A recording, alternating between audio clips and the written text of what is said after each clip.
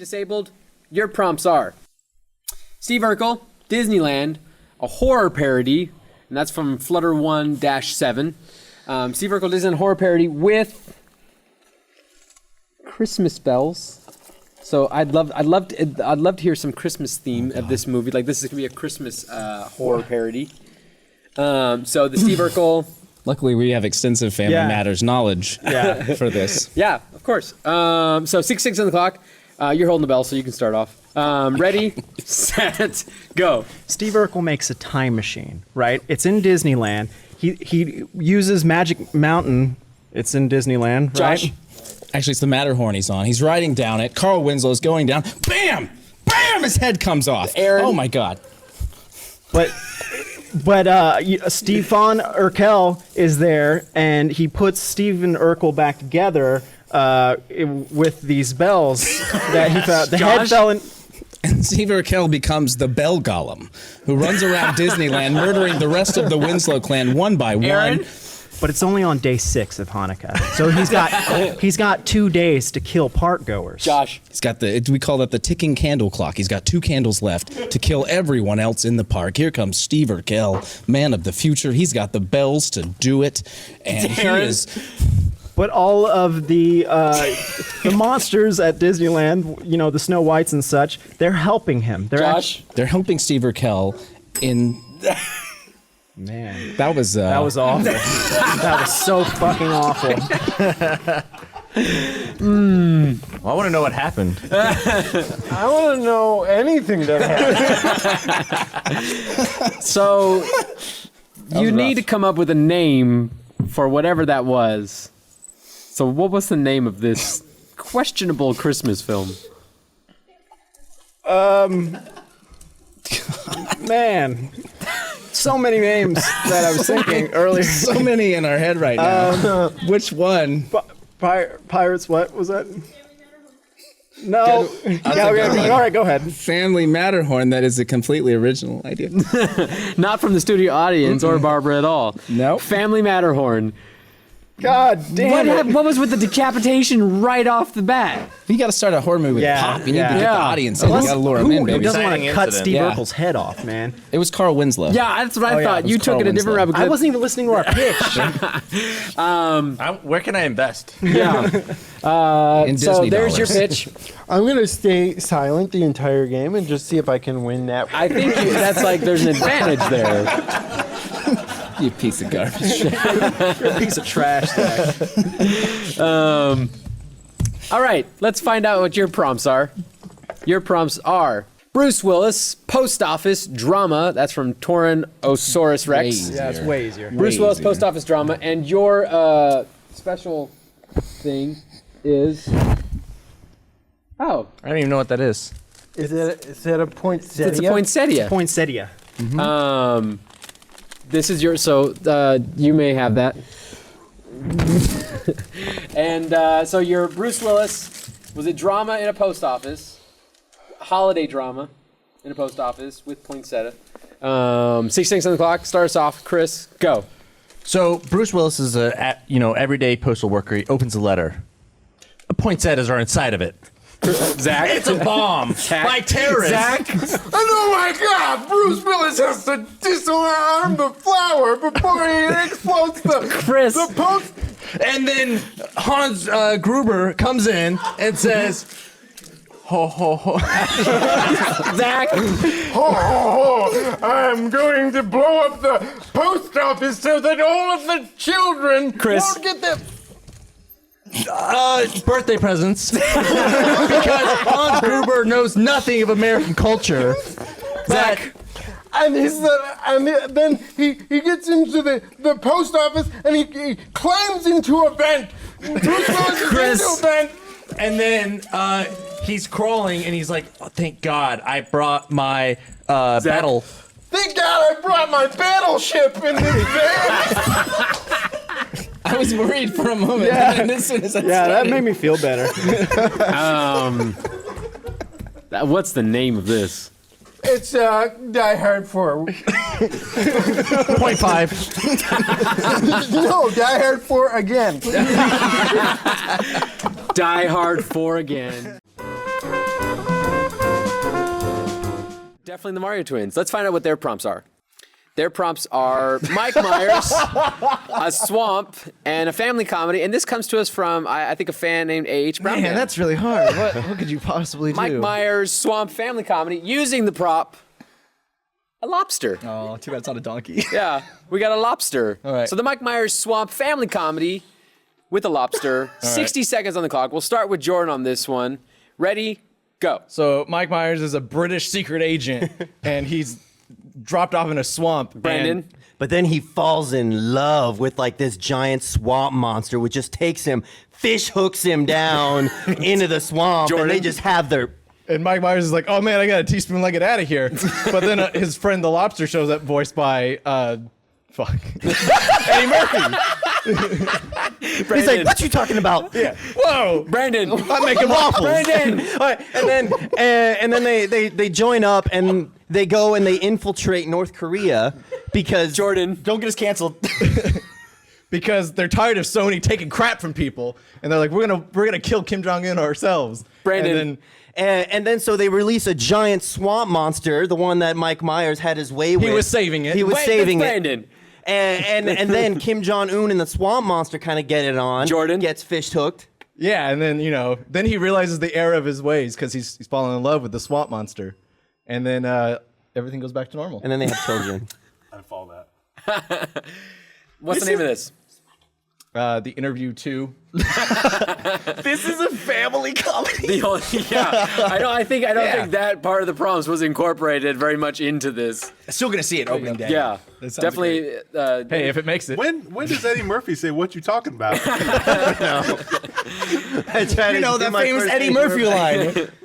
Oh my Gary God. Coleman I'm just looking forward to the voice actor Fuck doing for this movie. Oh fuck, Eddie Murphy. That's his name. That's his new stage name. That was fantastic, gentlemen. Thank you very much for that. I will think that over. Don't patronize us. No.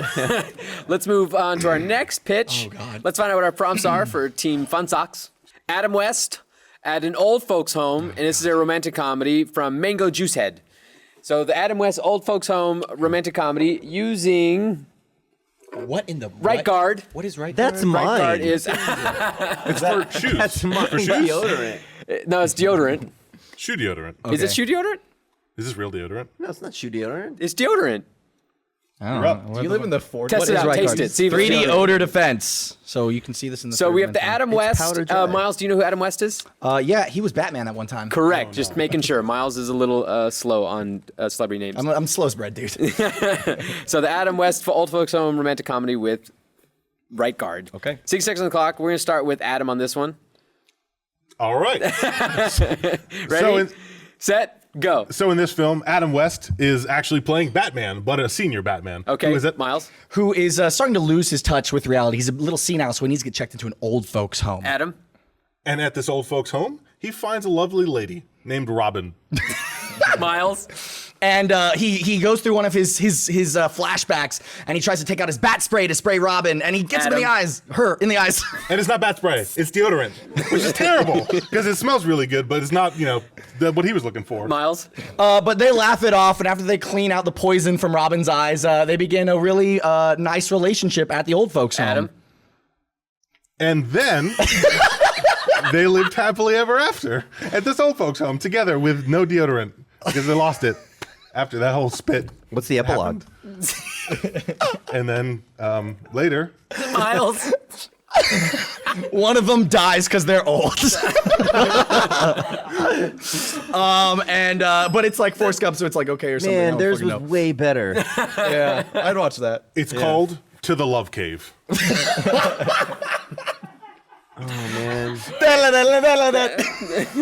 That was really good. Especially the part where you guys That's 2 touches ran for me. out of ideas near the end there, and we're just praying for the best.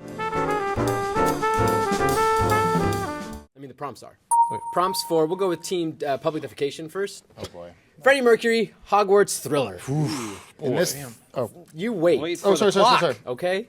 So 60 seconds on the clock for the Freddie Mercury Hogwarts Thriller. Start with Adam, apparently. Oh, sorry. I got excited.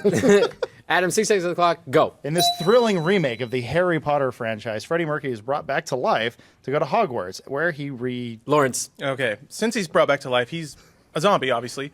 And then he has to teach him and all the rest of. See, everyone's reanimated, by the way. It's 200 years in the future, so they're all dead, brought back to life. Adam. Condom safety takes a huge part in this movie. Takes a turn for the worse, where magic no longer becomes the central object of the narrative. And Freddie Mercury basically brings it down a few levels and says, "Look, you're gonna die if you don't wrap it up." Lawrence. Okay. And then he launches his own line of condoms called the Freddie, which you wear. And the way you put it on is you have to do the entire dance sequence of Thriller before, right at the end, boosh, on there. Adam. We're 10 minutes into the movie at this point. Yeah. You already used it. Wow. It was good when I used it the first time. The condoms basically take off, but they're defective, and Freddie goes into a deep depression. His wife leaves him. Lawrence. When he means take off, he means fly. So we've got flying condoms attacking the human race. That's what you should have started. I love that you buzzed him. Flying condoms. Yeah. No! You're done. Oh, man. Pitching it to Trojan. What's the name of this? Freddie's Tale. Who wants to live forever? It's both of those. Freddie's Tale. Colon. Who wants to live Who wants to forever? live forever, right. Only it's the word colon. Because that's where you get AIDS. Oh, jeez. No. Way to bring down the vibe, James. Yeah. And he's Well, like, they James brought it did down there. when they mentioned Freddie Mercury, R.I.P. Let's find out what our next prompts are for our other team. So, Team Seawolves, Leonardo DiCaprio, Cheesecake Factory, horror from the Magic Cavino. So, Yes. Leonardo DiCaprio, Cheesecake Factory, horror. 6 seconds on the clock. We'll start with Bruce on this one. Ready, set, go. All right, so Leonardo DiCaprio he played the Great Gatsby, right? And Yeah. Originally he was rich and he was big. He was a big guy and he really charged a lot of people. Right? James. First of all, Mr. Executive, I'd like to say that your hair looks fantastic today. This is going to be a low-budget movie. We got Leonardo DiCaprio signed on. Okay, so he owns a Cheesecake Factory. Bruce. And what he does is he orders everything on the menu because, as everybody knows, the Cheesecake Factory menu is just huge, right? See all this? You got the chicken stuffed tortillas. You got the shepherd's pie. You got the orange chicken with fried rice. You got you got the tuna tataki salad. You got the then we go to the cheesecakes. You got the lime cheesecakes. You got the chocolate cheesecake. James! But the calories are too much, so he balloons up and he becomes really, really fat, right? So then he decides that they need to consolidate. They need to only sell cheesecakes.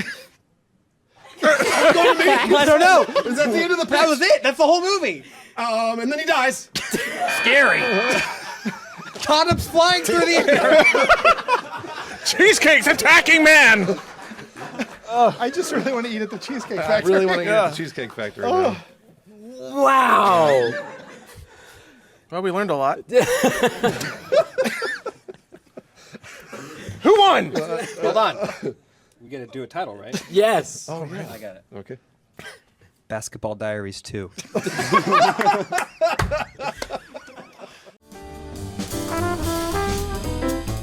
What your prompts are? I can see why Leon Phelps liked it. George Takei, Buckingham Palace horror film from Pretty Butch Gay? George Takei is the guy from Pretty Star Butch Trek, Gay. right? That's- Yeah. He was That's what I wanted to verify. George Yeah, Takei he was was Sulu in Sulu. the original Star Trek. Yeah. Buckingham Palace horror. You ready?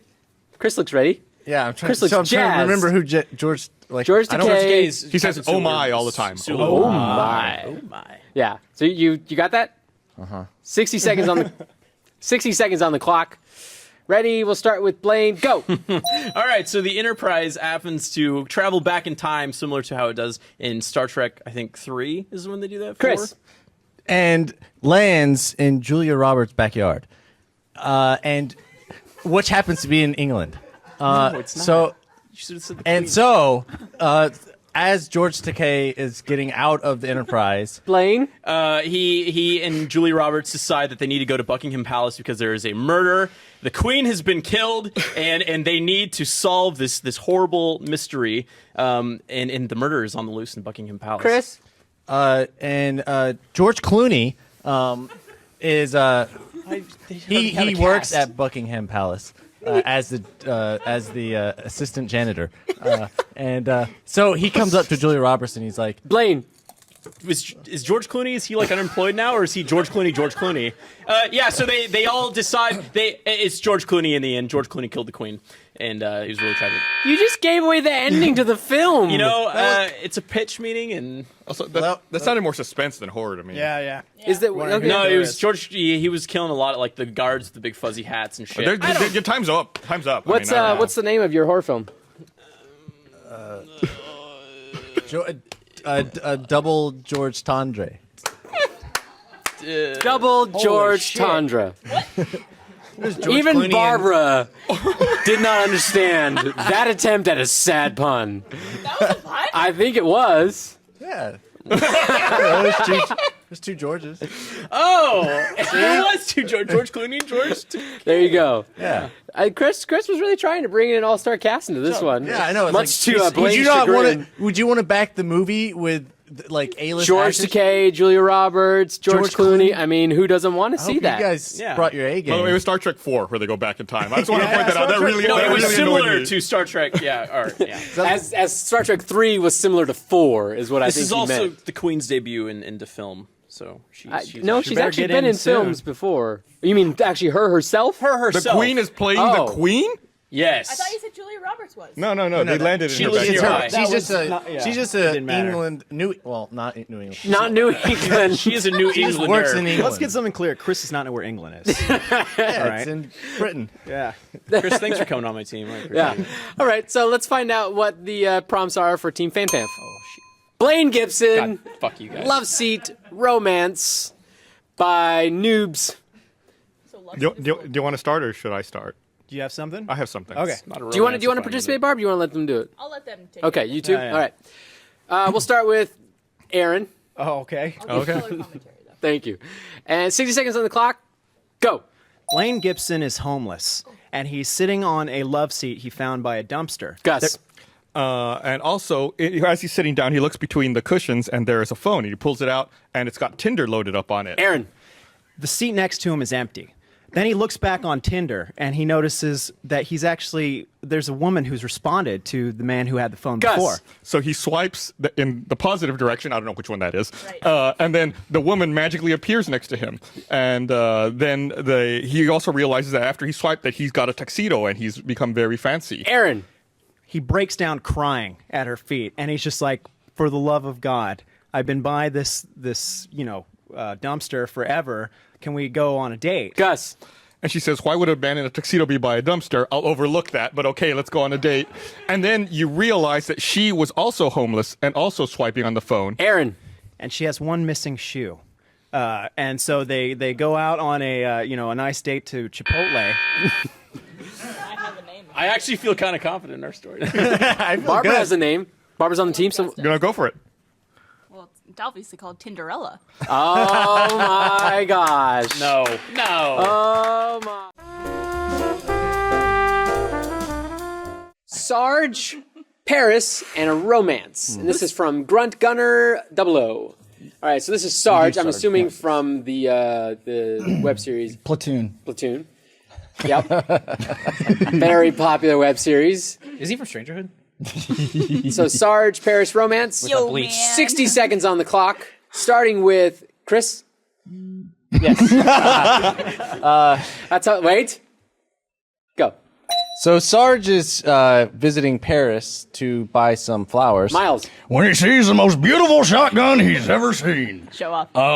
It had AK-47 side attachment, making it 2 guns in one, and he was going to use it to kill all the Frenchmen because they're sissies. Miles. Chris. Okay, if you say so, John. So he has strapped his AK-47. And it was sold by a beautiful gun assistant, Sandra Bullock. And Sandra Bullock said, "Oh, is this the rifle that you want, sir?" Miles. And he said, I see exactly what I want right in front of me. And then he took the shotgun and said goodbye to Sandra Bullock and had a romantic evening with the shotgun. Chris. But Sandra Bullock followed him because she saw something in Sarge that she'd never seen in any other man before. So she snuck up to him in an alley. Miles. And he shot her dead. And the rest of the evening was spent making sweet, passionate love to Susie. Chris. The shotgun. But Was that with 1 or 2 T's? yeah, it's up for interpretation. It's one of those like memento. It's like Inception. Like, It's like, is it Inception. spinning? Who knows? Could I name that movie? How much you wanted Sandra Bullock to be in this goddamn movie? Could I give that a name? No, they have to go with a name. C'est la vie. What was your name? Sandra Bullock. Pretty good. Although Say- technically they're shells. Yeah. There you go. C'est la vie. That was Sandra good. Bullock, Good yeah. try, Chris. Really trying to incorporate someone in there. Look, you Why can't Sandra come Bullock? between true love, Chris. Come on. You can Wait write for it the in. sequel. She comes back as a zombie. All right. That was good. That was very good. Let's find out We have what to do our impressions prompts for Team I'm Living It are. Ba-da-ba-ba. Baby from Dinosaurs, the TV series, I'm assuming. The set of the show that Mrs. Doubtfire hosts at the end of the movie. And the erotic thriller. And this is from James Willems. What a piece of shit. So, Baby from Dinosaur. You remember? Not the mama. Not the mama. Oh, okay. That kind of thing. And then really hear this. the show at the end that Mrs. Doubtfire is hosting. Remember at the end of the movie? Yeah. You know that one. Like the It's a kid's show, the right? Mr. Rogers kind of thing. Yeah. Okay. And then the erotic thriller genre, which obviously fits for those two really well. So. We win! Pretty much. All right. Okay. 60 seconds on the clock. We're going to start with Carrie. All right. Best of luck. Ready, set, go. Mrs. Doubtfire was on the set of the show at the end of the movie when she decided to write a book about how she was thumbable. And then she turned on the TV. Barbara. And saw the baby from Dinosaurs because her favorite show, Dinosaurs, was on, and the baby was saying, "Not the mama." It's classic catchphrase. And Carrie. And then the baby then changed her catchphrase to "I'm thumbable." And then Mrs. Doubtfire was like, "This is perfect." So she flew to the set of the dinosaur show. Barbara. And found the baby dinosaur, who was actually played by a 40-year-old man. Carrie. And he was dead. So then she became the thriller, where she was having to solve the mystery of where the baby from Dinosaurs came from. Barbara. But because he was dead, she decided that she could never love again. So she went to the set of the show that Mrs. Doubtfire hosted at the end of the movie. Carrie. And thumbed herself. Encore. Well, it was erotic. Bleach cam. Please, yes, thank you. Oh, that was a crossfade. God damn. Oh, man. Who submitted that? That would be James Williams from Funhouse. You remember the piece of shit. I didn't Who even the fuck chose that? All right, I got a title. Title. Yeah. Land Before Thumbs. Right there. Are there going to be a million spin-off sequels with musical numbers in them? Yeah. Good. Every finger. That was really good.